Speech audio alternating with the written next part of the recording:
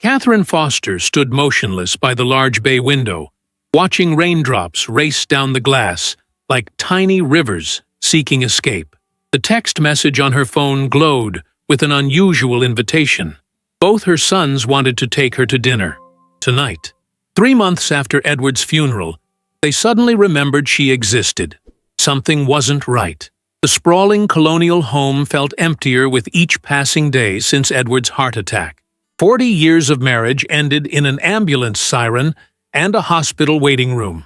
Now, at 58, Catherine found herself navigating widowhood in a house built for a family that had long since scattered. Michael lived across town, but visited only on major holidays. James had moved to Boston 5 years ago and communicated primarily through brief text messages on her birthday and Mother's Day. Catherine tucked a strand of auburn hair behind her ear and sighed. The silence in the house pressed against her eardrums. Edward's reading glasses still sat on his nightstand, untouched since that terrible night. She hadn't been able to put them away. Sometimes she'd pick them up, feeling the weight of them in her palm, remembering how he'd pushed them up on his nose when concentrating on the morning crossword. "I should at least hear what they have to say," she whispered to herself, surprised by the sound of her own voice in the empty house. She dressed carefully in a navy dress Edward had always complimented, added her pearl necklace, and applied subtle makeup.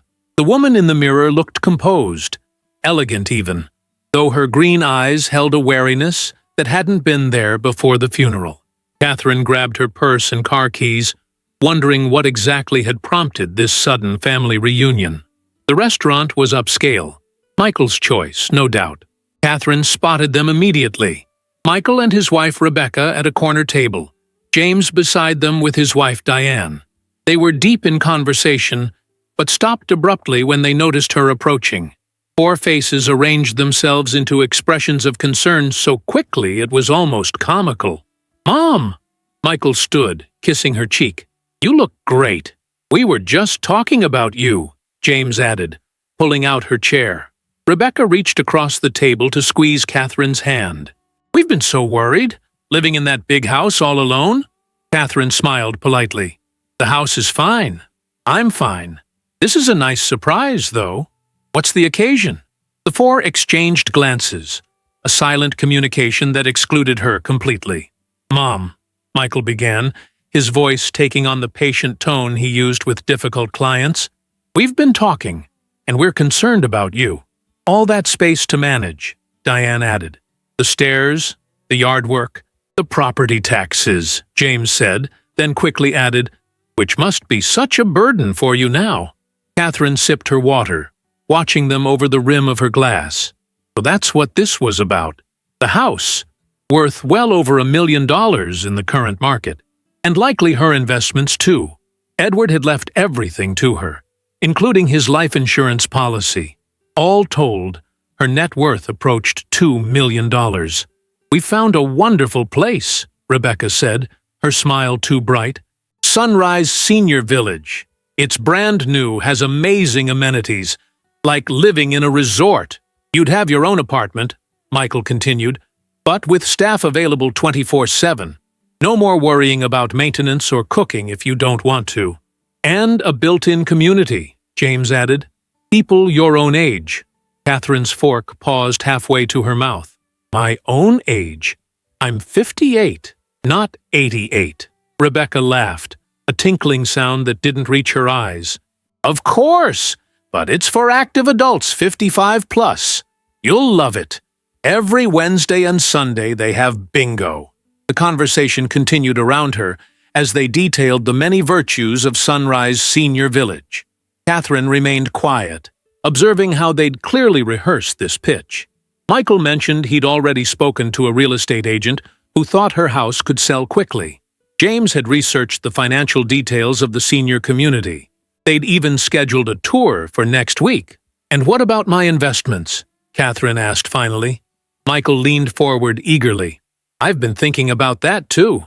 The portfolio Dad set up is too conservative. I could easily increase your returns with some more aggressive strategies." "We just want what's best for you, Mom," James said, reaching for her hand. We worry about you alone in that house." As the evening progressed, Catherine pieced together the full extent of their plan. They'd sell her house, move her into the senior living facility, and Michael would manage her investments. The proceeds from the house sale would cover the substantial entrance fee for Sunrise Village, with plenty left over for her care. Or so they claimed. What they didn't know was that Catherine had spent 20 years as Edward's bookkeeper in their successful engineering firm before they sold it. She understood money, investments, and property values far better than they realized. She also understood what wasn't being said. With her safely installed in a senior facility, they'd have effective control over her assets. Assets they clearly saw as their future inheritance. "I'll think about it," she said finally, her voice measured. "It's quite a lot to consider." The relief around the table was palpable. They thought she was acquiescing. Michael ordered champagne to celebrate what he called new beginnings. As they clinked glasses, Catherine smiled and sipped, but her mind was already calculating.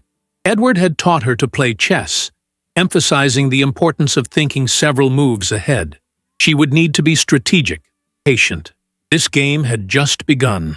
Later that night, alone in her bedroom, Catherine opened her laptop and began to research. Not senior living communities, but something else entirely.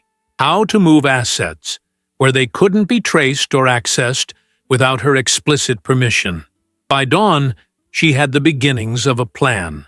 The following morning, Catherine called her old friend Maggie, the one person she trusted implicitly.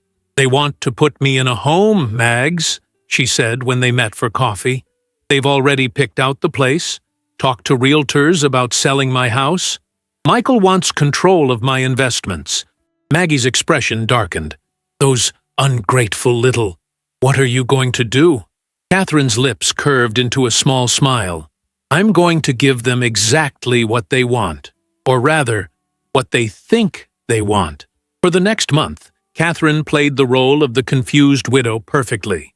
She asked questions about Sunrise Village, expressed interest in Michael's investment strategies, and even toured the facility with appropriate enthusiasm. Rebecca seemed particularly pleased when Catherine admired the bingo hall. Behind the scenes, however, Catherine was systematically liquidating her assets. She met with her own financial advisor, not Michael, and converted a significant portion of her investments to cash. She consulted a real estate attorney about selling her house. She even spoke with an insurance specialist about her options regarding Edward's life insurance policy.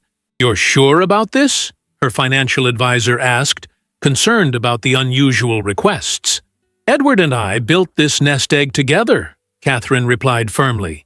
"I'm merely ensuring it goes where we would have wanted."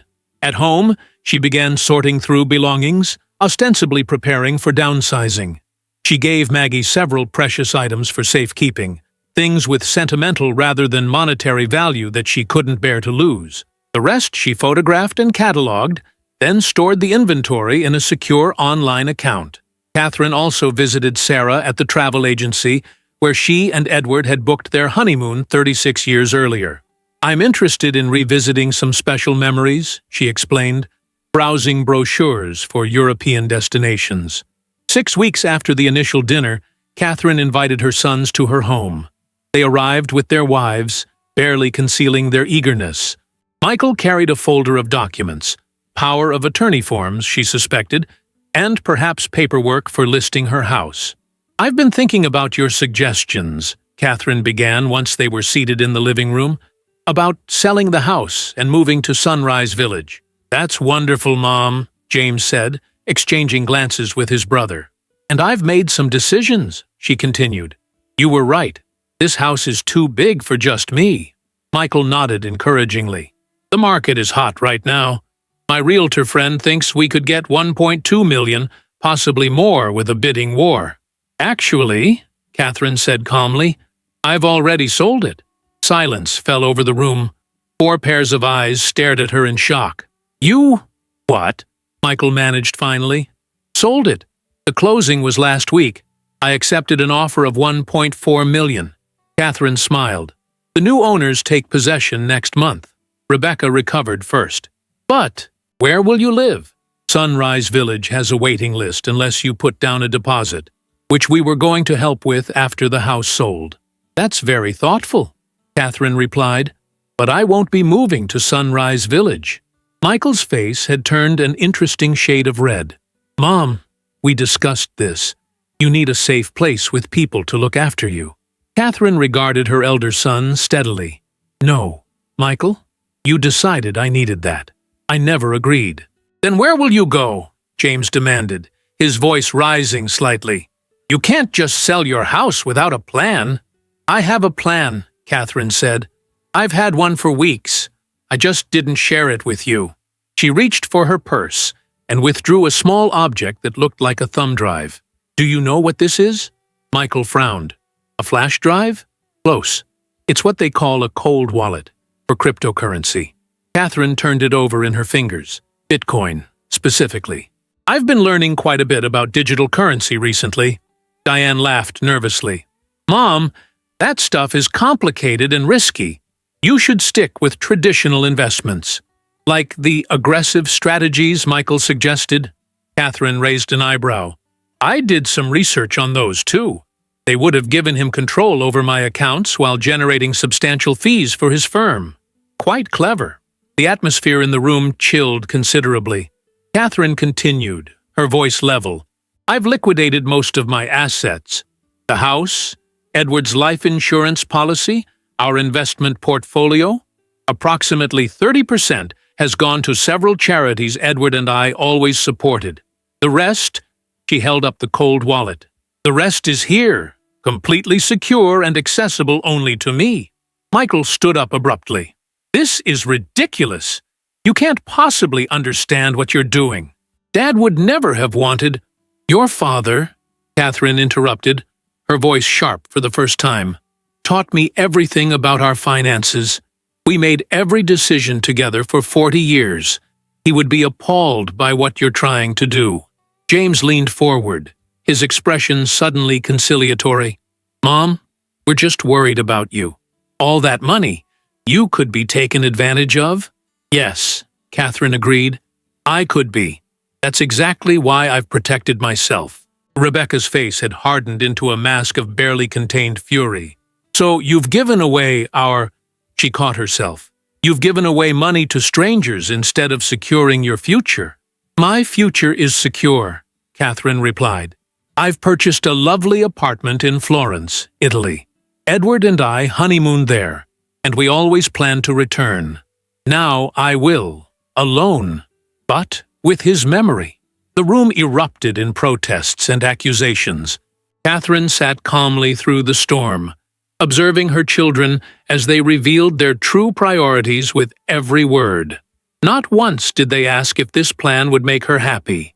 Not once did they acknowledge her right to choose her own path. They spoke only of money, money they had counted as theirs before it was even theirs to count. When they finally exhausted themselves, Catherine stood. I think it's time for you to leave.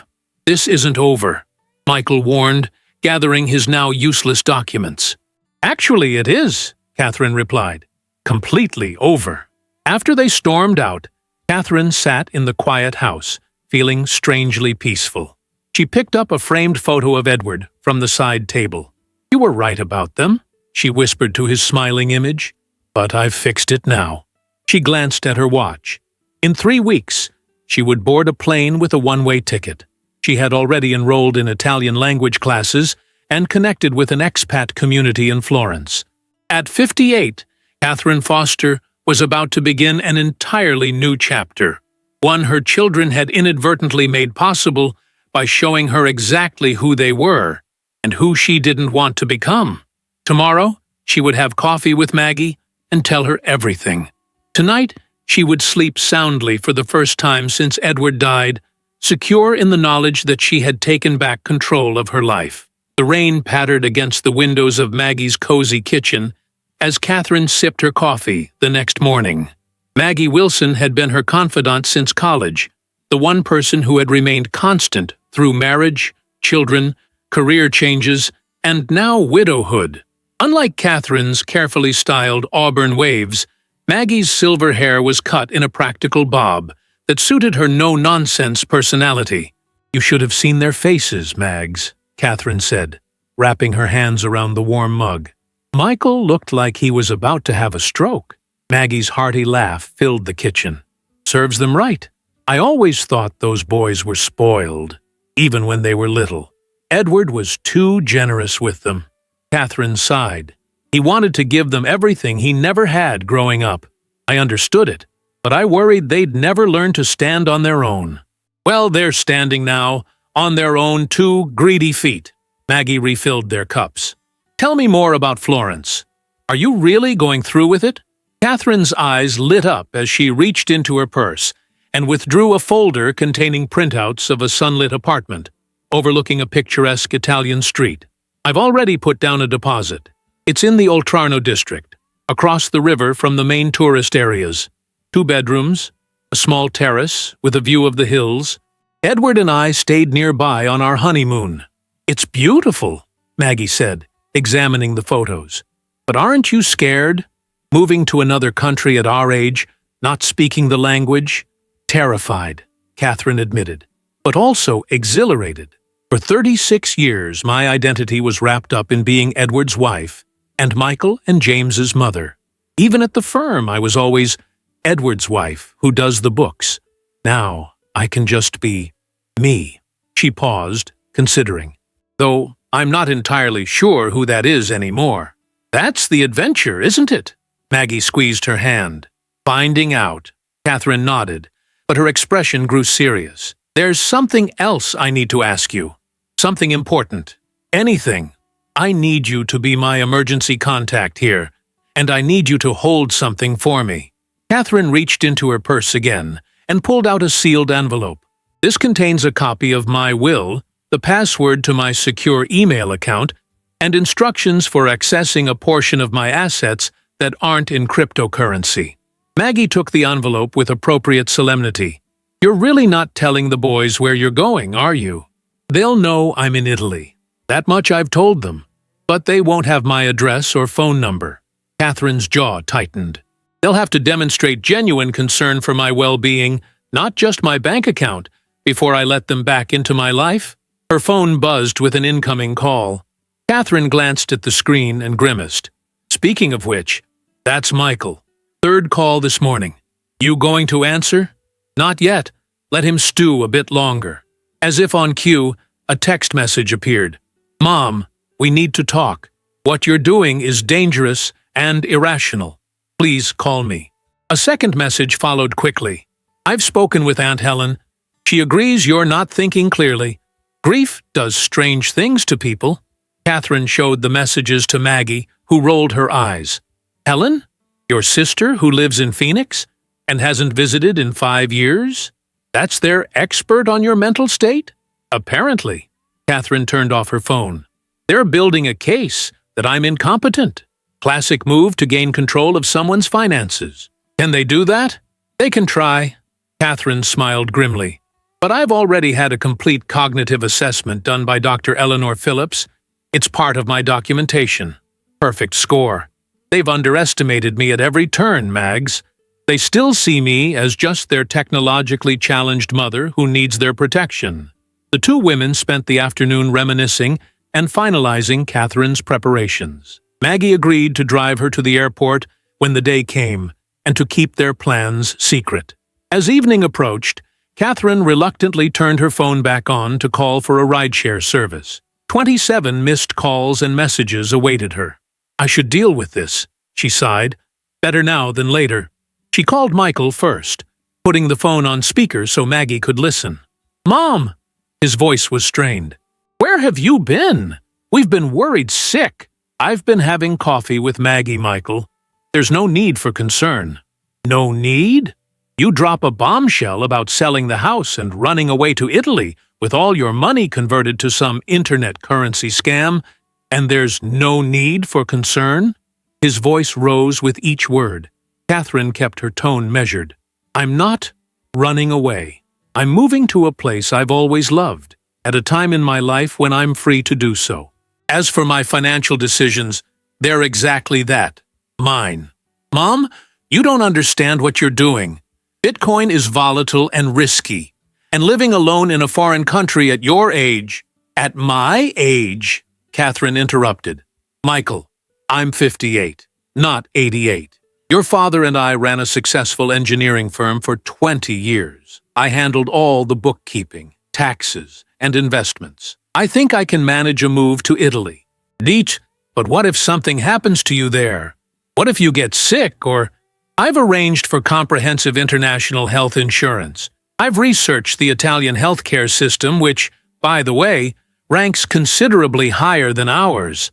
I've joined expat groups and made connections with Americans already living in Florence. The line went quiet for a moment. When Michael spoke again, his voice had a different quality. Softer, more wounded. Why didn't you talk to us before making these decisions? Don't you trust us at all? Catherine felt a momentary pang of doubt. Was she being too harsh? Then she remembered the eager way they'd planned to take over her life, the condescending explanations of what was best for her, the calculations in their eyes when they discussed her assets. Trust works both ways, Michael. You and James decided what should happen to me and my home without any real input from me. You planned my future around a bingo hall in a retirement community, when you know I've never played bingo in my life. That was just an example of the activities. You went to realtors about selling my house before even discussing it with me. You prepared power of attorney documents without my knowledge. So no, Michael, in financial matters, I don't trust you or your brother right now. Another silence, longer this time. When he spoke again, his voice was cold. I see. Well, when this cryptocurrency scheme collapses and you lose everything, don't come crying to us. The call ended abruptly. Catherine stared at the phone, her hand trembling slightly. You okay? Maggie asked gently. Not really, Catherine admitted, but I will be. The next 3 weeks passed in a whirlwind of preparations. Catherine systematically sorted through 40 years of accumulated possessions, deciding what to ship to Italy, what to sell, and what to give away. The task proved both physically and emotionally exhausting. Each item carried memories. The crystal vase from her mother, now gone 15 years, the collection of seashells from family beach vacations when the boys were small, Edward's beloved books on architecture and engineering. Michael and James made several more attempts to reason with her. Each conversation followed the same pattern: initial concern, thinly veiled accusations of mental instability, and finally, anger, when she remained firm. Rebecca and Diane stopped by separately, each trying a softer approach, reminiscing about family holidays and suggesting that Catherine's grandchildren, though neither couple had children yet, would miss having their grandmother nearby. That's emotional manipulation, Sarah, the travel agent, remarked when Catherine recounted these visits during her final travel arrangements. My mother pulled the same thing when I divorced Tom. Think of the grandchildren, she said. I didn't even have kids. Catherine liked Sarah immediately. At 42, the travel agent had a warmth and efficiency that made the complicated logistics of an international move seem manageable. She'd gone through a difficult divorce 5 years earlier and rebuilt her life on her own terms, something Catherine found both relevant and inspiring. It's strange, Catherine confessed, as they finalized her flight details. I feel guilty, even though I know I shouldn't, like I'm abandoning them. Sarah looked up from her computer. From what you've told me, they were planning to put you in a glorified nursing home and take control of your money. Doesn't sound like you're the one doing the abandoning. You're right, but they're still my children. And they always will be, Sarah said. But that doesn't mean they get to control your life. 1 week before her departure, Catherine invited her sons to the house one last time. She had deliberately scheduled the meeting for when their wives would be at work, hoping for a more genuine conversation without their influence. The house was mostly packed now, with labeled boxes stacked in the living room and most of the furniture sold or donated. James arrived first, looking uncomfortable in the half-empty house. Wow, you're really doing this, Catherine nodded. The movers come for the shipping containers tomorrow. The new owners take possession next week. Michael arrived moments later, his expression carefully neutral. You wanted to see us? Yes. Please, sit. Catherine gestured to the remaining furniture, 3 kitchen chairs arranged in the living room. I wanted a chance to talk before I leave. About your will? Michael asked bluntly. Catherine gave him a measured look. No, Michael. About our family. For the next hour, Catherine spoke from her heart. She talked about her life with Edward, the dreams they'd shared, the pride they'd felt watching their sons grow up. She acknowledged her own mistakes in parenting.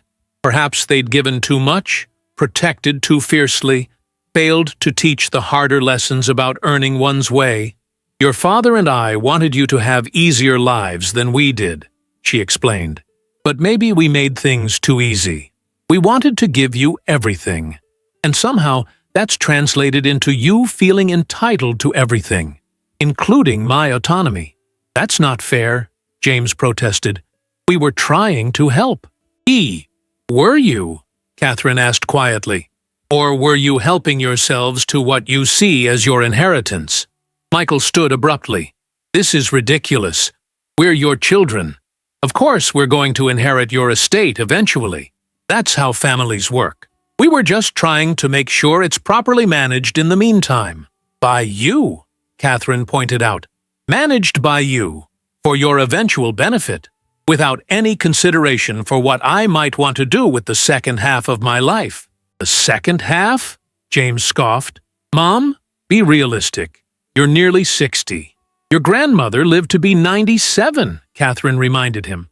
By that math, I'm barely past the halfway mark. The conversation circled without resolution. Catherine realized with a mixture of sadness and determination that her sons truly couldn't see beyond their own interests. They viewed her as an extension of themselves, a repository of resources that would eventually flow to them by natural right. The idea that she might have her own dreams, separate from their expectations, was incomprehensible to them. I have something for each of you, she said finally, reaching for 2 small boxes on the mantelpiece. Michael opened his first. Inside was his father's pocket watch, passed down through 3 generations. James found his father's chess set, the one Edward had used to teach him the game when he was 7. These are yours, regardless of anything else that happens, Catherine said. I'm not writing you out of my life. I'm just insisting that you respect the life I choose to live. After they left, Catherine stood in the half-empty house, feeling a complex mixture of emotions. Grief for the family relationships that had become so distorted, anxiety about the enormous changes ahead, but underlying it all, a growing sense of freedom and possibility. In 1 week, she would board a plane and begin again. That night, she dreamed of Edward. They were walking together along the Arno River in Florence, the setting sun turning the water to molten gold. He held her hand, his face creased in that familiar smile. You're doing the right thing, Cat, he said, using his old nickname for her. How can you be sure? She asked. Because I know you, he replied simply. And because you're smiling, really smiling, for the first time since I left. She woke with tears on her cheeks but certainty in her heart. The path forward was clear now, illuminated by morning sunlight streaming through her bedroom window. 1 week to go. The morning of her departure arrived with an unseasonable chill. Catherine woke before dawn, her body tense with anticipation. Sleep had been elusive, her mind racing through checklists and second thoughts throughout the night. She made herself a final cup of coffee in the nearly empty kitchen, wrapping her hands around the warm mug as she had done thousands of mornings before. The house echoed with emptiness now, most of her possessions either sold, donated, or packed into the 2 shipping containers currently making their way across the Atlantic. Catherine walked through each room one last time, her footsteps echoing on the bare floors. In the master bedroom, she paused by the window where she and Edward had stood, watching snowfall on countless winter mornings. In James's old room, she remembered the glow-in-the-dark stars they had painstakingly arranged on the ceiling when he was 8, fascinated by astronomy. In Michael's room, she recalled the hours spent helping him build elaborate model airplanes that once hung from fishing line on the ceiling. "So many memories," she whispered to the empty house. "But I can't live in memories forever." At 6:30, headlights swept across the living room wall as Maggie's car pulled into the driveway. Catherine took a deep breath, picked up her 2 suitcases, all that remained of her possessions until the shipping containers arrived in Italy, and walked out the front door without looking back. "Ready for the great adventure?" Maggie asked, as she helped load the luggage into her trunk. "As ready as I'll ever be," Catherine replied, her voice steadier than she felt. The drive to the airport passed in comfortable silence. Catherine watched familiar landmarks slide past her window. The park where she'd pushed the boys on swings, the high school they'd attended, the restaurant where she and Edward had celebrated their 30th anniversary. Each sight triggered a cascade of memories. But instead of the sharp pain she'd felt in the months after Edward's death, she now experienced a gentle melancholy, like the final notes of a beloved symphony. "I'll miss you terribly," Maggie said as they approached the airport terminal. "Promise you'll video call at least once a week." "I promise." Catherine squeezed her friend's hand. "And you'll visit at Christmas?" "Wild horses couldn't keep me away." Maggie pulled into the departure lane. "Though I'm still not sure how I'll explain to everyone where you've gone. Michael called me 3 times yesterday." Catherine's expression hardened slightly. "Tell him the truth, that I've moved to Italy. He doesn't need my address or phone number until he can demonstrate that he cares about me, not just my money." They embraced at the curb, both fighting tears. "Be magnificent," Maggie whispered fiercely in her ear. "Show those boys what their mother is really made of." Inside the terminal, Catherine checked her luggage and made her way to security, her passport and boarding pass clutched tightly in her hand. As she waited in line, her phone buzzed with an incoming call. "James." She hesitated, then answered. "Hello, James." "Mom." His voice sounded strained. "Are you really leaving today?" "Yes. I'm at the airport now." A pause. "I still think this is a mistake." Catherine sighed. "I know you do, but it's my mistake to make, if that's what it turns out to be. Michael wanted to freeze your accounts. Did you know that? He talked to a lawyer about having you declared incompetent." A chill ran through her. "And what did you say to that?" Another, longer pause. "I told him it was going too far. That's why I'm calling, I guess. To say, I don't agree with what you're doing, but I respect that it's your choice." Catherine felt a small warmth bloom in her chest. Perhaps there was hope for James after all. "Thank you. That means a lot to me. Will you at least tell me where in Florence you'll be living, in case of emergency?" The warmth cooled. There it was, the attempt to regain access, control. "I've left all the necessary emergency information with Maggie. If there's ever a genuine need, she can reach me." "Right." His voice turned bitter again. "You trust Maggie, but not your own sons. James, trust has to be earned back.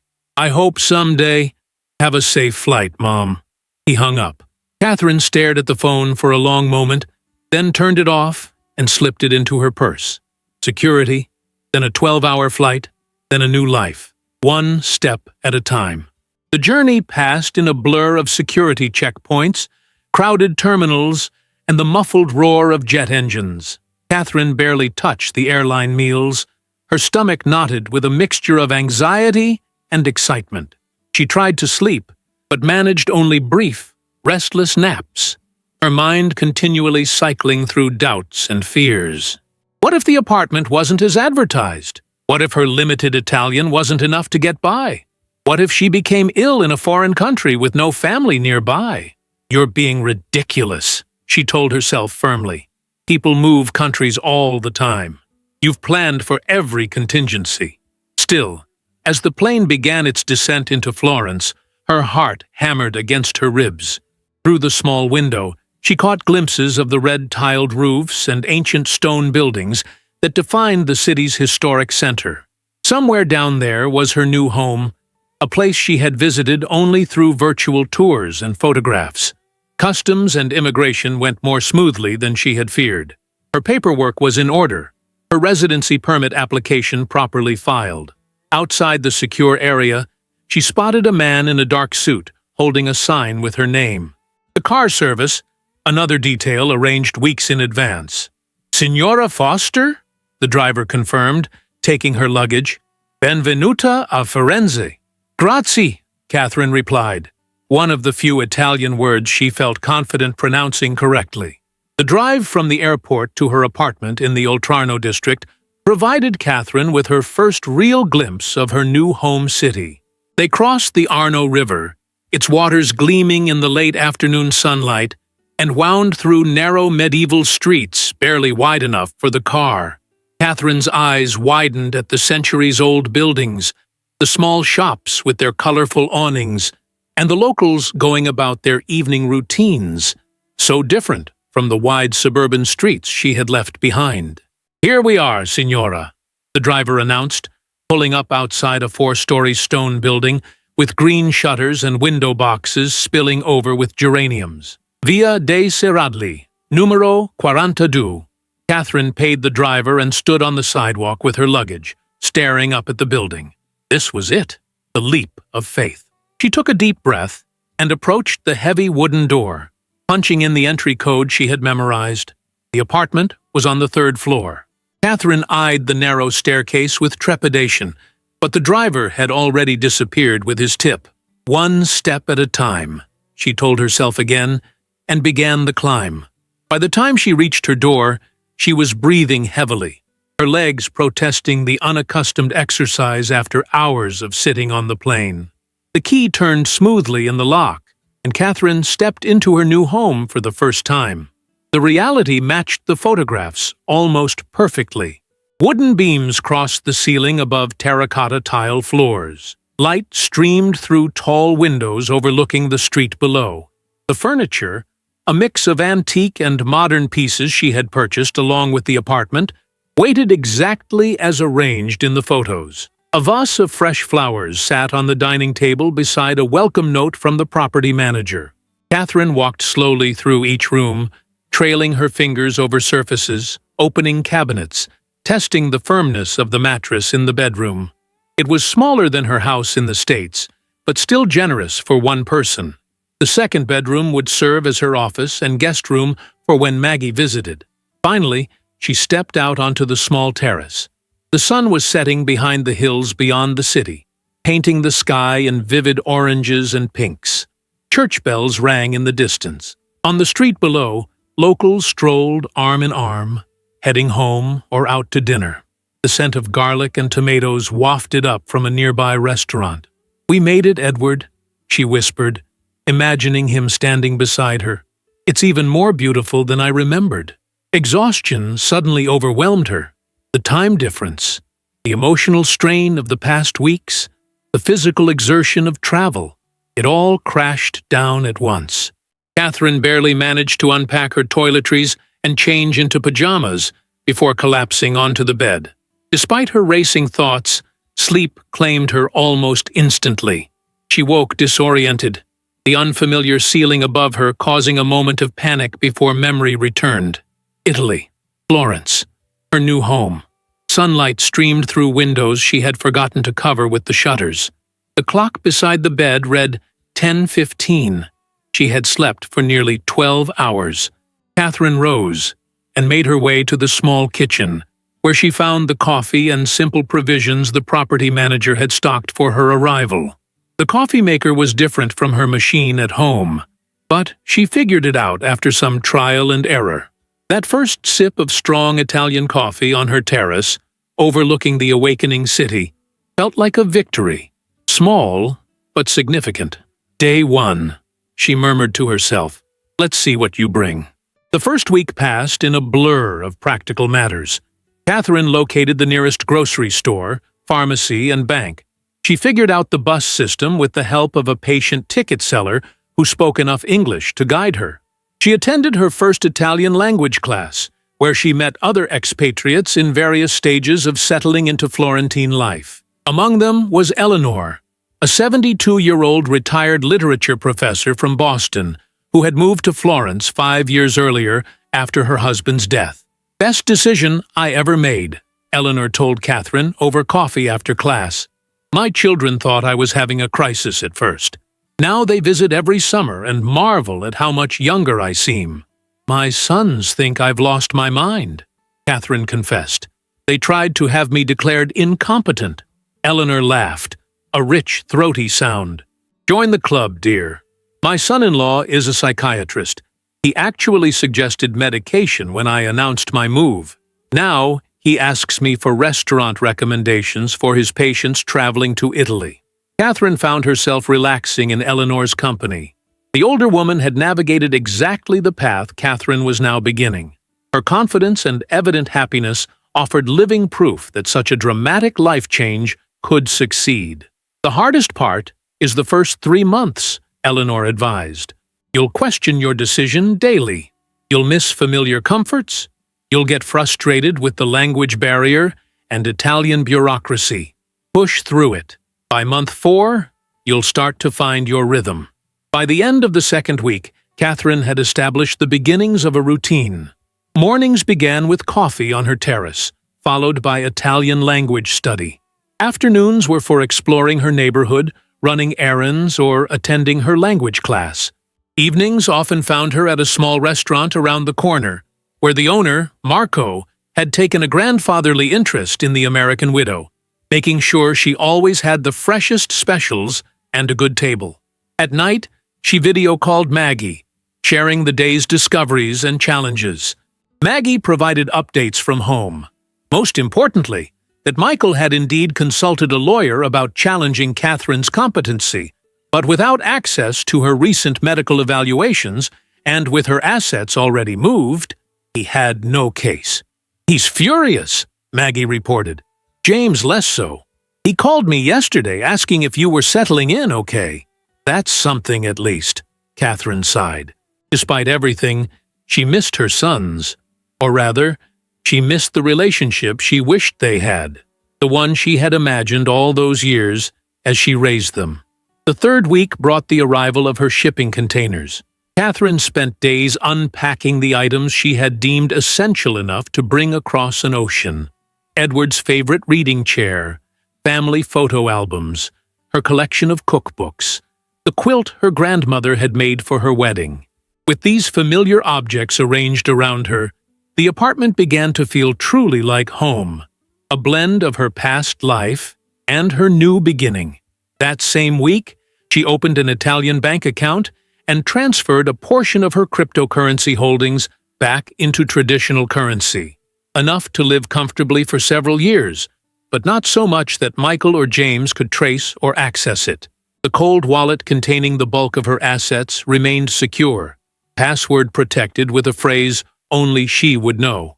Edward Florence, Sunset 1988, a reference to their honeymoon that no one else would guess. On the 1-month anniversary of her arrival, Catherine celebrated with a small indulgence, a ticket to the Uffizi Gallery, home to some of the world's greatest Renaissance masterpieces. As she stood before Botticelli's Birth of Venus, marveling at its beauty preserved across centuries, a thought struck her with surprising force. "I'm really doing this. I'm really living." For the first time since Edward's death, Catherine felt fully present in her own life, author of her own story. The grief remained, a quiet ache beneath her daily activities, but it no longer defined her. Florence was working its ancient magic, reminding her that life continued, that beauty persisted, that new chapters could begin at any age. That evening, she wrote a postcard to each of her sons, the first communication since her departure. She chose her words carefully, sharing small details of her new life without revealing her exact location. An olive branch, extended cautiously. Whether they would grasp it remained to be seen. 3 months passed, like pages turning in a well-loved book. Catherine's Italian improved from halting phrases to simple conversations. She could now order in restaurants without resorting to English, ask directions when lost in the labyrinthine streets of Florence's historic center, and exchange pleasantries with the elderly couple who lived across the hall. Each small linguistic victory felt monumental. The city had begun to feel familiar, Catherine knew which bakery made the best morning pastries, which market stalls offered the freshest produce, and which narrow streets provided shady shortcuts during the increasingly warm afternoons of late spring. She had mapped out favorite walking routes along the Arno River and discovered quiet gardens hidden behind ancient walls where she could sit and read for hours. Her apartment had transformed from a carefully arranged collection of possessions into a true home. Herbs grew in pots on her terrace: basil, rosemary, thyme, their scent releasing whenever she brushed against them. Local artwork adorned walls that had initially seemed foreign and imposing. The bedroom that had once felt strange now cradled her through nights of increasingly restful sleep. Most significantly, Catherine had begun to build a community. Her circle of acquaintances expanded beyond Eleanor to include other expatriates from her language class: Thomas, a retired architect from Chicago; Marianne, a French widow who had moved to Italy after losing her husband to cancer; and Luis, a Spanish writer working on a historical novel set in Renaissance Florence. They formed an informal support network, meeting for coffee after class and occasionally gathering for dinner at each other's apartments. Catherine had also formed tentative friendships with several Italians. Marco, the restaurant owner, introduced her to his wife and daughters. Sophia, who owned the small art gallery on the corner, began inviting Catherine to exhibition openings. Slowly, the initial loneliness that had sometimes threatened to overwhelm her during those first weeks subsided. On a warm June morning, Catherine sat on her terrace with her laptop, preparing for her weekly video call with Maggie. The connection stabilized, and her friend's familiar face appeared on screen, slightly pixelated but unmistakably concerned. "What's wrong?" Catherine asked immediately. "You look worried." Maggie sighed. "Michael came to see me yesterday. He was asking a lot of questions about you.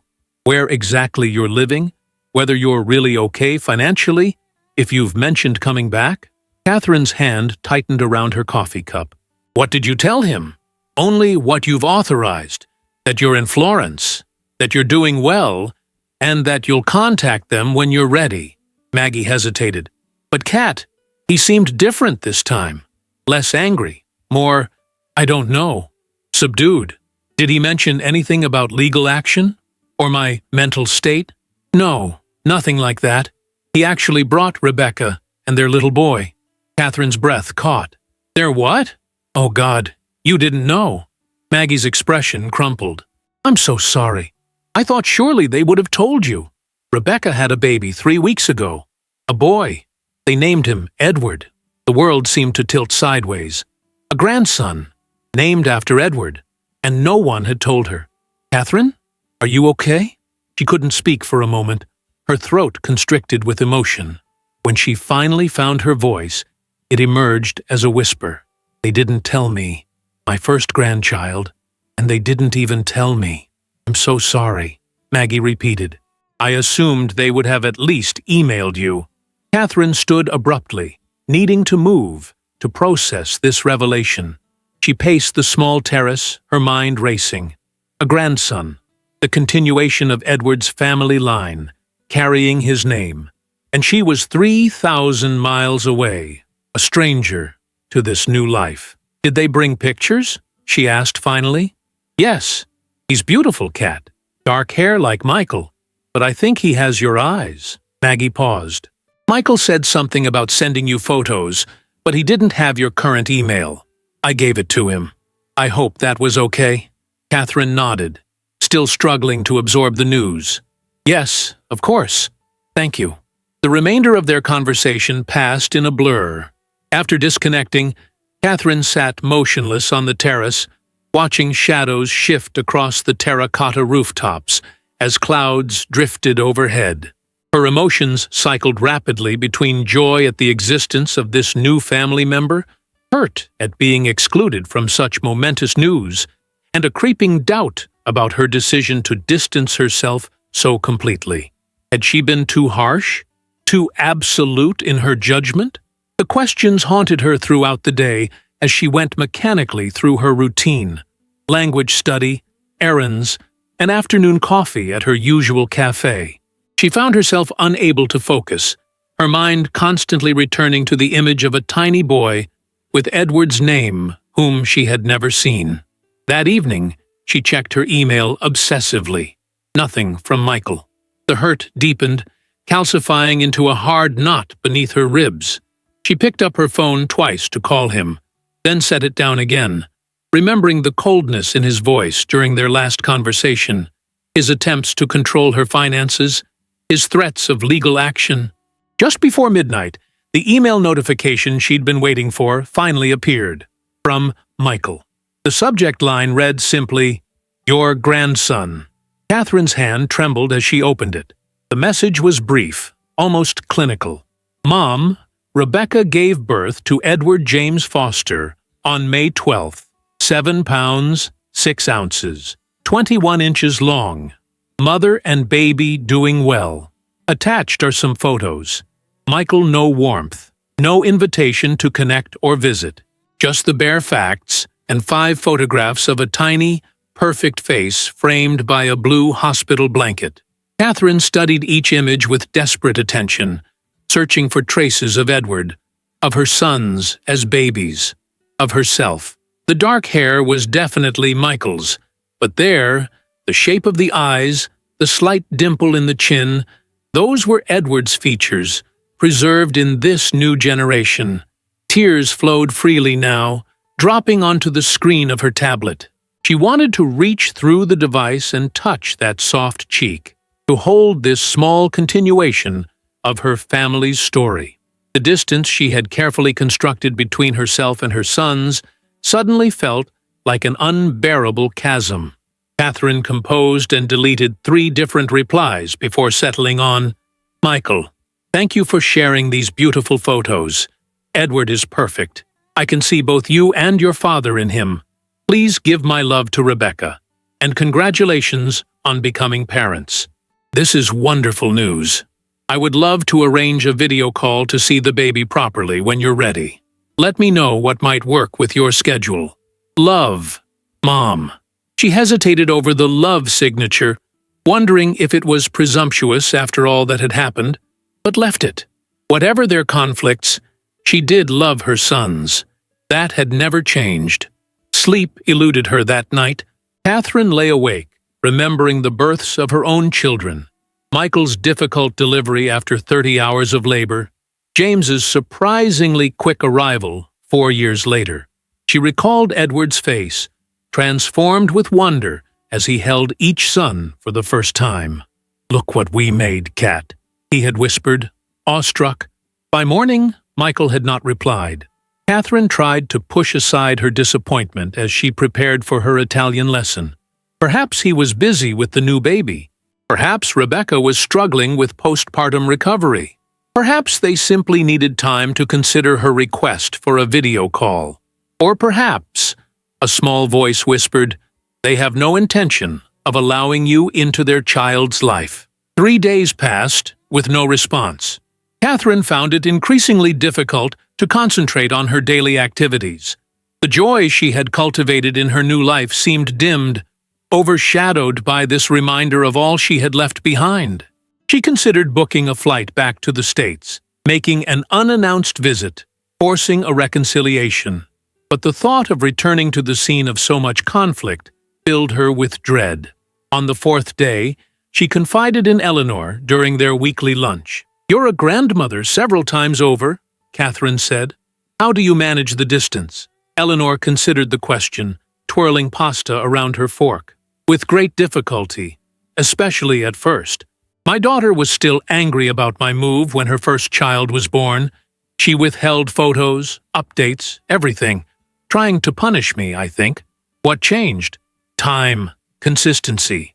I kept sending gifts for the baby, kept expressing interest without pressure, and I lived my life here with such evident joy that eventually curiosity overcame her resentment. She visited when Emily was 8 months old. Eleanor smiled at the memory. Now they come every summer. The grandchildren love having nonna in Italia. It's become their special adventure. But you missed those first months. Yes? Eleanor's expression grew somber. That time is gone forever. I mourn it still, but I've gained so much in exchange, not just for myself, but for them too. My grandchildren have a worldview many American children lack. They're growing up knowing there are different ways to live, different languages, different foods, different values. Oh, Catherine absorbed this perspective, finding both comfort and challenge in it. I'm not sure I'm as patient as you were. Patience isn't really a choice when it comes to adult children, Eleanor said wryly. They hold all the cards when grandchildren are involved. We can only wait, loving them from whatever distance they impose until they're ready to bridge the gap. That evening, Catherine received another email, not from Michael, but from James. Her younger son's message carried a different tone. Hi, Mom. I don't know if Michael told you, but Rebecca had the baby. They named him after Dad. He's pretty cute. I'm attaching some pictures I took when I visited last weekend. I know things are complicated between all of us right now, but I thought you should know that I've been thinking a lot about everything that happened. I didn't handle things well. Neither did Michael. I'm not saying we were entirely wrong to be concerned about your sudden changes, but we should have listened more and dictated less. How are you doing in Florence? Is it everything you hoped? Let me know if you're open to a call sometime. James Catherine stared at the message, reading it 3 times to be sure she wasn't projecting her own wishes onto his words. There was an openness here, a tentative reaching out that had been absent in Michael's communication. James had always been the more reflective of her 2 sons, less immediately reactive than his brother, more willing to reconsider his positions. The attached photos showed baby Edward from different angles than Michael's formal portraits. There was one of the infant sleeping on James's chest, another of tiny fingers wrapped around what must be Michael's index finger. These casual, intimate images affected Catherine even more deeply than the earlier ones. She replied immediately, Dear James, thank you so much for these beautiful photos and for reaching out. Yes, Michael did send me some pictures, but these candid ones are especially precious. I can hardly believe I'm a grandmother. Florence is wonderful, challenging in many ways, but also deeply rewarding. I'm learning Italian, slowly, making friends, and exploring the city. Some days are harder than others, of course. I miss familiar things, familiar people. I miss you and Michael, despite everything. I would love to talk. I'm usually free in the evenings my time, which would be early afternoon for you. Let me know what works. Love, Mom P.S. I've attached a few photos of my apartment and neighborhood so you can see where I'm living now. Catherine selected several images that showed her new home. The view from her terrace, her living room with Edward's reading chair prominently placed, the cobblestone street outside her building, and a selfie she had taken in front of the Duomo. She hesitated over including the last one, concerned it might seem like she was flaunting her new life, but decided honesty was important. This was her reality now, neither better nor worse than her previous existence, simply different. James replied the next day, suggesting a video call on Saturday. Catherine agreed immediately, both excited and apprehensive about this first real-time conversation with either of her sons since her departure. The exchange felt like a tiny crack in a dam, a small opening through which reconciliation might eventually flow. When Saturday arrived, Catherine prepared for the call with the same nervous energy she might have invested in an important job interview. She chose her outfit carefully, applied light makeup, and positioned her laptop on the dining table where the lighting was most flattering, and the background showed her tastefully decorated living room. At the appointed time, her screen illuminated with James's familiar face. The sight of her younger son, his dark hair needing a trim, the same small worry line between his eyebrows that Edward had developed in his 30s, brought a rush of emotion Catherine hadn't fully anticipated. Hi, Mom, he said, his voice slightly distorted by the connection. Can you hear me okay? Yes, perfectly. Catherine smiled, drinking in the sight of him. It's so good to see you, James. Their initial conversation was awkward, halting. They discussed safe topics, the weather in their respective locations, Catherine's Italian classes, James's work projects. Gradually, the rhythm of their exchange grew more natural, more reminiscent of their relationship before the conflict. "The apartment looks great," James commented, glancing at what he could see of her surroundings. "Very European." "It feels like home now," Catherine said. "Different from the house, of course, but right for this chapter of my life." James nodded, then seemed to gather his courage. "Mom, I need to apologize. The way Michael and I handled everything, it wasn't right. We treated you like you couldn't make your own decisions." The simple acknowledgement, offered without qualification or excuse, loosened something that had been tightly wound inside Catherine's chest. "Thank you for saying that. It means a great deal to me. I still don't fully understand why you felt you had to leave so completely. To convert everything to cryptocurrency and move to another continent. It seemed so extreme." Catherine considered her response carefully. "It was extreme," she admitted, "but I felt cornered. You and Michael had already planned every aspect of my future without consulting me. You'd chosen a living facility, talked to realtors about my house, prepared power of attorney documents. What would you have done in my position?" James winced. "When you put it that way, I guess I see your point." The conversation continued, delving deeper into the events that had led to their estrangement.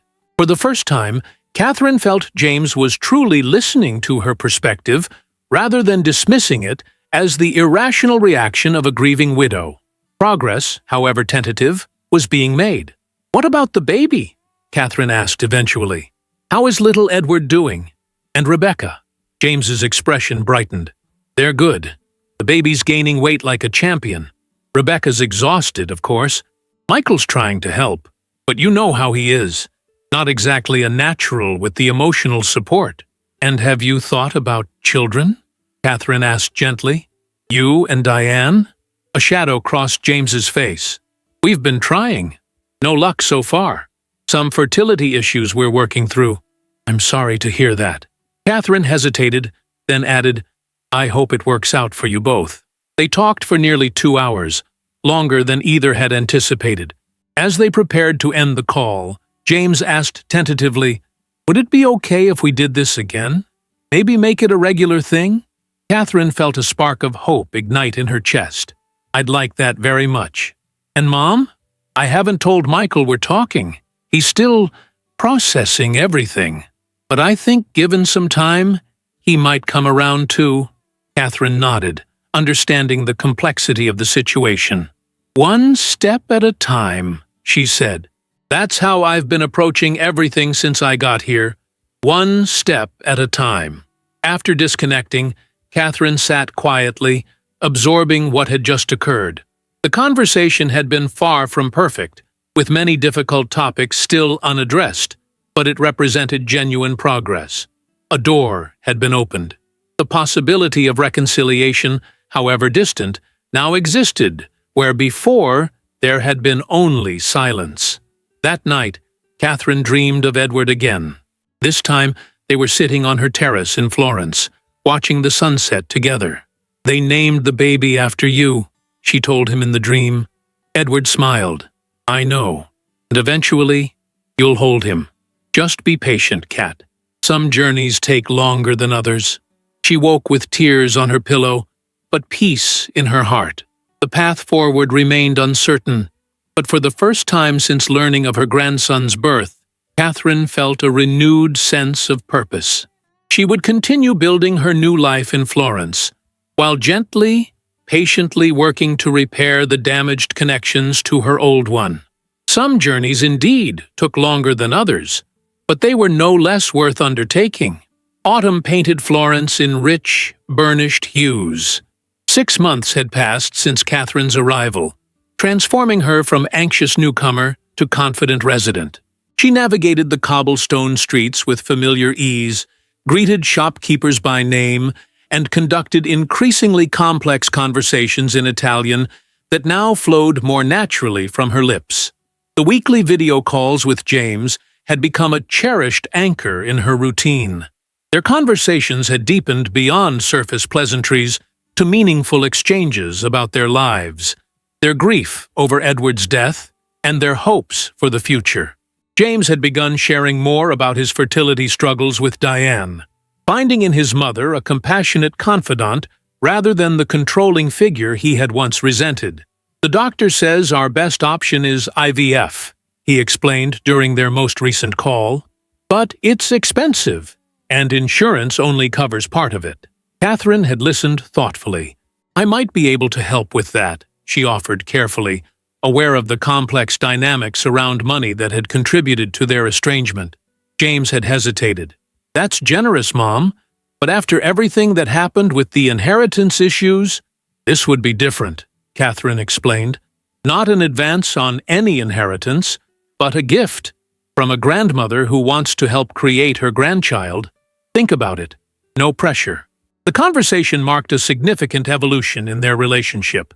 6 months earlier, any mention of financial assistance would have ignited suspicion and resentment. Now it could be discussed as a possibility, even if James remained cautious. Michael, however, remained distant. Through James, Catherine received occasional updates and photos of baby Edward, who had grown from a wrinkled newborn into a chubby, smiling infant with Edward's deep dimples and curious eyes. She printed these photos and created a small gallery on her bedroom wall, speaking to the images as if the child could hear her voice across the ocean. "Your grandfather would have adored you," she told the smiling face in the most recent picture. He had the same expression when he was particularly pleased with something, that half smile with the right eyebrow slightly raised. October brought an unexpected development. Catherine received an email from Rebecca, her first direct communication since the confrontation that had precipitated Catherine's departure. "Catherine, I hope this message finds you well. James mentioned you two have been talking regularly, and he showed me photos of your apartment in Florence. It looks lovely. Edward is 5 months old now. He's starting to develop quite a personality, stubborn like his father, but with a ready smile for everyone he meets. The pediatrician says he's advanced for his age, already trying to roll over and grab things. Michael doesn't know I'm writing to you. He's still hurt and angry, though he rarely talks about it anymore. But I've been thinking a lot about family lately, now that I'm a mother myself. Edward should know his grandmother.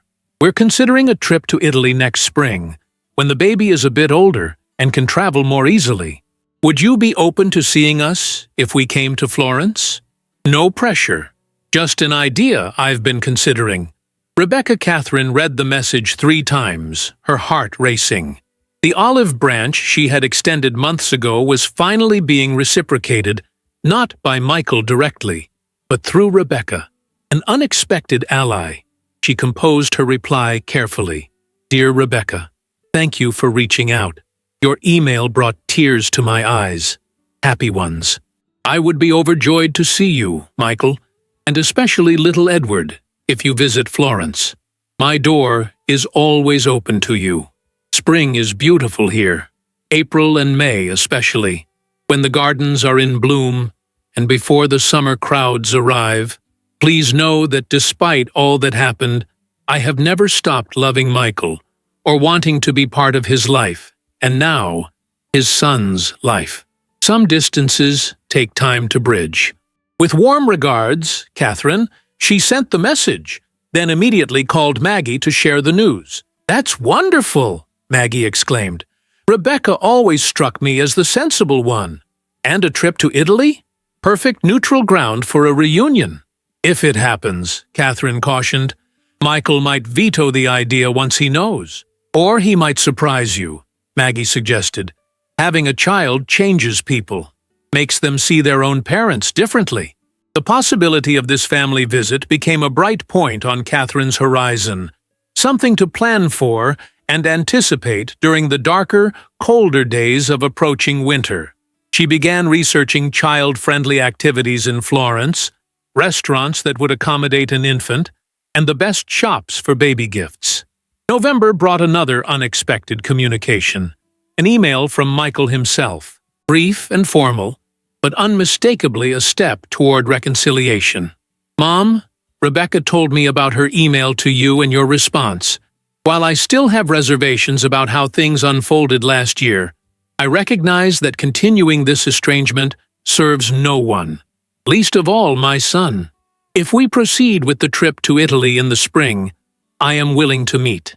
Perhaps seeing each other in person will help us move forward in a more productive way. Michael. No mention of love, no warmth, but an opening nonetheless. Catherine replied with equal restraint, acknowledging his message and reaffirming her welcome. As winter descended on Florence, Catherine found herself drawn deeper into the local community. Her Italian had improved significantly, allowing her to participate more fully in neighborhood events and conversations. She joined a cooking class at a nearby cultural center, learning to make traditional Tuscan dishes from a formidable grandmother named Lucia, who corrected her technique with affectionate sternness. No, signora. You must feel the pasta dough with your fingertips, not just your eyes. Like this? Lucia would guide Catherine's hands, demonstrating the perfect consistency for handmade pappardelle or gnocchi. Through the cooking class, Catherine met Maria, a local teacher whose mother had recently died. The two women formed a bond that transcended their age difference and cultural backgrounds. Maria invited Catherine to Christmas dinner with her family. Her first Italian Christmas, spent in a crowded apartment with 3 generations sharing stories, food, and warmth. You are not alone here, Maria told her, as they washed dishes together after the meal. You have made yourself a new family. The words touched Catherine deeply. She had indeed created connections in this ancient city, not replacements for her sons or Edward, but additional threads in the tapestry of her life, enriching rather than replacing what had come before. Winter passed with surprising swiftness. Catherine established routines that carried her through the colder months. Morning Italian practice, afternoon walks even in inclement weather, evenings spent reading Edward's favorite books, or writing in the journal she had begun keeping. She documented her experiences, thoughts, and emotions, not just for herself, but as a legacy for her grandson and any future grandchildren who might someday wonder about this chapter of her life. February brought confirmation of the spring visit. Rebecca had booked flights and a hotel room for the first week of May. Catherine immediately began preparing for their arrival, mentally planning every detail to ensure the visit would foster healing rather than reopen old wounds. March arrived with unusually warm weather, coaxing early blossoms from the trees lining the Arno. Catherine's weekly calls with James continued, each conversation easier than the last. During one such call, he shared surprising news. Diane and I have started the IVF process, he said, a mixture of excitement and apprehension in his voice. We had our first consultation last week. That's wonderful, Catherine replied.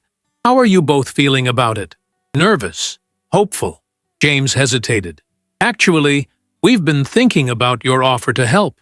If you're still open to it, it would make a significant difference. Of course I am, Catherine said warmly. Just tell me what you need and how I can transfer the funds. James looked visibly relieved. Thank you, Mom. This means a lot to us. Family helps family, Catherine said simply. That's how it should be. The next day, Catherine transferred $30,000 from her cryptocurrency holdings to a traditional bank account, then wired it to James and Diane. The transaction was straightforward, businesslike, but represented something profound, a restoration of trust, a new foundation for their relationship. April unfurled in a riot of color and fragrance. Catherine's terrace garden bloomed with herbs and flowers. She spent hours preparing her apartment and planning itineraries for her family's visit, alternating between excited anticipation and nervous apprehension. Would Michael remain distant and formal? Would baby Edward accept her as a stranger, suddenly appearing in his life? Had too much damage been done to rebuild genuine connections? The night before their scheduled arrival, Catherine barely slept. She rose before dawn and stood on her terrace, watching the sun illuminate the dome of the Duomo in the distance. The city was quiet at this hour, still draped in the remnants of night, but with hints of the bustling day to come. "I wish you were here for this, Edward," she whispered to the morning air, "to see our family trying to heal." The meeting was arranged for noon at a small restaurant near Catherine's apartment. Neutral territory with excellent food and a high tolerance for infants. Catherine arrived early, securing a corner table with enough space for a baby carrier. She ordered a glass of Prosecco to calm her nerves, but couldn't bring herself to drink it, her stomach too knotted with anticipation. And then they were there, Rebecca pushing a stroller, Michael following with a diaper bag slung over his shoulder, both looking jet-lagged but alert. Catherine rose on unsteady legs, her heart pounding against her ribs. For a moment, they all stood frozen, the weight of history and hurt suspended between them. Then Rebecca stepped forward, breaking the spell. "Catherine," she said warmly, embracing her mother-in-law, "it's so good to see you." Michael remained where he was, his expression guarded but not hostile. "Mom," he acknowledged with a slight nod. Catherine barely registered their greetings. Her attention had fixed on the stroller and the small face peering out from beneath a blue sun hat. Edward James Foster, her grandson in the flesh, after months of knowing him only through photographs. His eyes, so like his grandfather's, regarded her with solemn curiosity. "May I?" she whispered, gesturing toward the baby. Rebecca nodded encouragingly. "Of course." Catherine knelt before the stroller, bringing herself to eye level with the infant. "Hello, Edward," she said softly. "I'm your grandmother." The baby stared at her for a long moment, then broke into a gummy smile that transformed his entire face. Without hesitation, he reached out a plump hand toward her pearl necklace, the same one she had worn to that fateful dinner over a year ago. "He loves grabbing jewelry," Rebecca explained, "especially pearls for some reason." Catherine unfastened her necklace and let the baby grasp one of the larger pearls, keeping careful watch to ensure he didn't put it in his mouth. "Your grandfather gave me these on our 20th anniversary," she told him. "Someday I'll tell you all about him." They settled at the table, ordering lunch and navigating the initial awkwardness of reunion. Rebecca carried most of the conversation, sharing stories of the baby's development and their first impressions of Florence. Michael remained reserved, watching the interaction between Catherine and his son with an unreadable expression. After the meal, Catherine suggested a walk to a nearby park. As they strolled through the sunlit streets, Michael finally spoke directly to his mother. "Your Italian seems good," he observed. "You've really settled in here." "I have," Catherine replied. "It's become home." "I still don't understand why you felt you had to leave like that. Without warning, converting everything to cryptocurrency." His voice held a hint of the old resentment. Catherine considered her response carefully, aware that this moment could either bridge their divide or widen it. "I felt cornered," she said finally. "You and James had made decisions about my life without consulting me. You were treating me as if I was already incompetent." "We were worried about you," Michael insisted. "Dad was gone. You were alone in that big house." "I know you believe that," Catherine acknowledged. "But Michael, you have to understand how it felt from my perspective. You weren't just suggesting options. You had already chosen a retirement community, spoken to realtors, prepared legal documents. You were planning to take control of the life and assets your father and I had built together." Michael fell silent, processing her words. The baby gurgled in his stroller, reaching for a passing butterfly. Catherine continued, "Perhaps I overreacted. Perhaps there were better ways to assert my independence, but I needed to show both of you and myself that I was still capable of making my own choices, of building a new life even at 58. 58 isn't old," Michael conceded, surprising her. "No, it isn't," Catherine agreed, "though I understand better now why you were concerned. Becoming a parent changes your perspective. You want to protect those you love." Michael glanced at his son, then back at Catherine. Something shifted in his expression, a softening around the eyes that reminded her powerfully of Edward. "Yes," he said quietly, "it does." They reached the park and found a bench in the shade. Rebecca took the baby out of his stroller to stretch his legs, holding him upright as he practiced standing on wobbly legs. "Would you like to hold him?" she asked Catherine. Catherine nodded, unable to speak past the lump in her throat. Rebecca placed the baby in her arms, and Catherine felt the solid weight of him, the miraculous combination of generations, of DNA passed from Edward to Michael, to this new life. The baby regarded her solemnly for a moment, then reached up to pat her cheek with a damp hand. "He likes you," Rebecca smiled. "He's usually more cautious with strangers." "We're not strangers," Catherine whispered. "Not really. We just haven't met in person until now." Michael watched this interaction, his expression gradually softening. "He has Dad's dimple," he observed. "I noticed it the first time he really smiled." "And your determination," Catherine added. "Look at how focused he is." This simple exchange, 3 adults admiring a baby's traits, created a momentary harmony, a reminder of their fundamental connection despite all that had transpired. They were family, bound by blood and history, and this small continuation of their shared story. The next 6 days unfolded with increasing ease. Catherine introduced them to her favorite spots in Florence, proudly conversing in Italian with shopkeepers and waiters. She showed them her apartment, now fully transformed into a personal sanctuary that reflected both her past in America and her present in Italy. Michael gradually relaxed, his initial reserve melting under the combined influences of his son's obvious attachment to Catherine, Rebecca's gentle encouragement, and perhaps his own recognition that his mother had not only survived, but thrived in her new environment. On their final evening, as they shared a farewell dinner on Catherine's terrace, he finally addressed the elephant in the room. "I owe you an apology," he said, setting down his wine glass. "James and we handled everything badly after Dad died. We thought we were protecting you, but we were really just trying to control the situation. Control you." Catherine reached across the table and took his hand, the first physical contact they had initiated since her departure. "Thank you for saying that. It means more than you know." "I'm still not entirely comfortable with how you responded," Michael admitted, "but seeing you here, how you've built this new life, I understand it better now. And I understand why you were concerned," Catherine replied. "We all acted out of love, in our own imperfect ways." Rebecca, who had been quietly listening while holding the sleeping baby, spoke up. "So, where do we go from here?" Catherine smiled at her daughter-in-law, grateful for the practical question that moved them from past hurts to future possibilities. "I'd like regular video calls with all of you, like I have with James. And perhaps visits. You coming here, me coming there, a couple times a year." "I'd like that too," Michael said, surprising her with his readiness to agree. Edward should know his grandmother.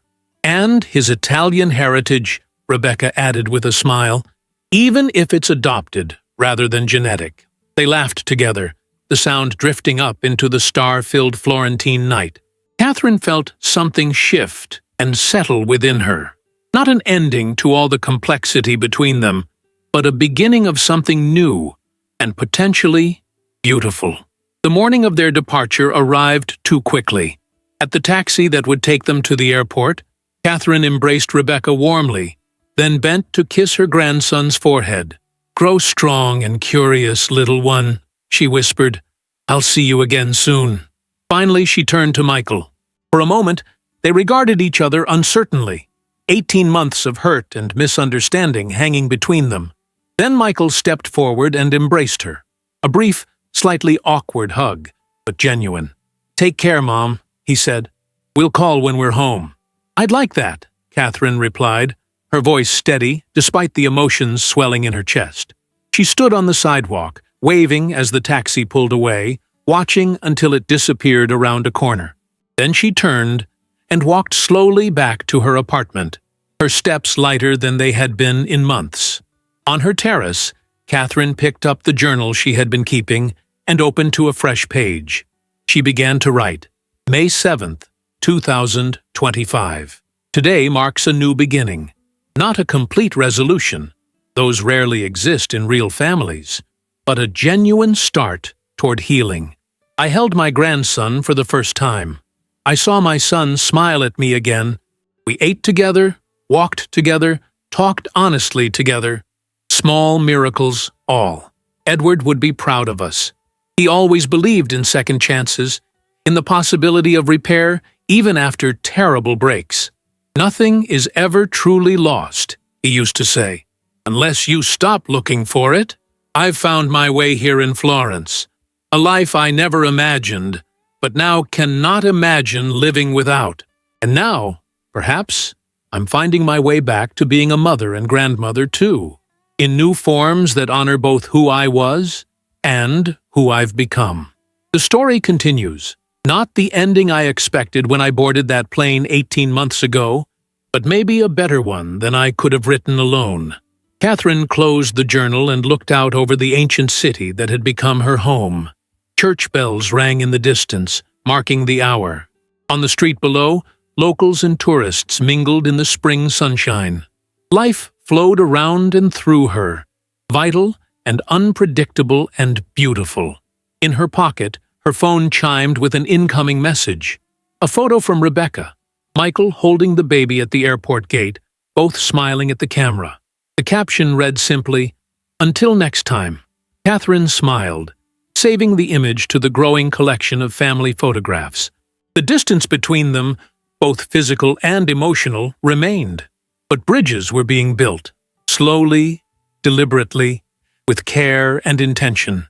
She had taken a risk, leaving everything behind to reclaim her autonomy. The journey had been difficult, lonely at times, exhilarating at others. But standing here now, with the sun warming her face and new possibilities unfolding before her, Catherine knew with absolute certainty it had been worth it. Not an ending, but a continuation. Not a separation, but a reconfiguration. Family reimagined, on new and more equal terms. At 59, Catherine Foster had discovered something profound, that sometimes the bravest thing isn't holding on, but letting go just enough to allow something better to take shape. Edward had been right all along. Nothing was ever truly lost, unless you stopped looking for it. And Catherine would never stop looking for ways to love her family, even across oceans, even through hurt, even when the path forward wasn't clear. That, after all, was what second chances were for. If you enjoyed the story, leave a like and subscribe to the channel. And drop a comment below. What city are you watching from? And if your heart tells you to, feel free to leave me a tip on Buy Me a Coffee. Just check the first pinned comment. Thanks for keeping me company and for the coffee, and I'll see you in the next story.